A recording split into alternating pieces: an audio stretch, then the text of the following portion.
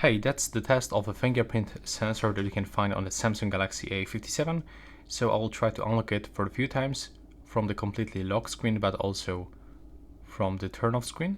So you can see how fast it works, how the transition looks, and if the sensor is actually reliable. So as you can see currently when we do this from a lock screen, then it's unlocking like a little bit faster than from the completely turned off screen. It's like few milliseconds faster, definitely. But for both of the screens, it's pretty accurate actually. And we get this animation that we can also change in the settings when we are using the Good Lock application and the lock screen plugin, by the way. So as you can see, it works reliable